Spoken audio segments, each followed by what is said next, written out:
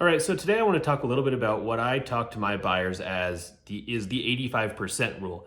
And what that means is really just a basic grading system for homes when you're out shopping or when you're done shopping and you're talking to your significant other, or your family, or whoever else may be involved. But it's just, like I said, a grading system for properties that you're looking at. Now, again, like I said, incredibly basic. This is a 100-point rule, and 85 is where you draw the line in the sand that the home is not good enough to write an offer on. Now, if you collectively come up with the fact that this home is 85% good enough for you, that means that this home, again, is good enough to write an offer on. Now, this may be a little bit of a buzzkill to you, especially first time buyers, because you say, I've saved all this money, I've worked so hard, I want a perfect home. And the idea of a perfect home is great. I love it. When it happens, which it does happen, it's amazing for my clients, but it's not very common.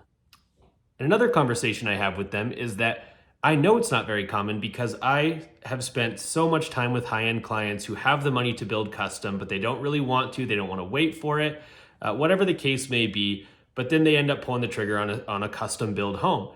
And then they invite me out and we walk the house because I always say I'm so excited to see it. And all they do is pick apart this property that they just had custom built. And it's not that they're picking it apart because the property was built incorrectly. They're picking it apart because one thing sounds good on paper, one thing sounds good to one person, and then when you live in it for a couple months, things change.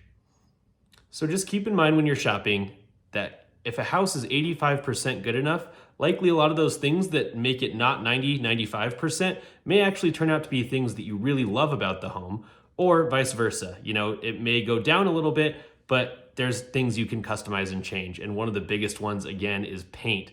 Buyers, stop worrying about paint and carpet and flooring. It's so temporary. Try and see through it to the bones of the home, the location, things that you can't change. So remember, when you're shopping, 85% rule, although it's not the flashiest idea, it helps you get in the right home that you can then make your own.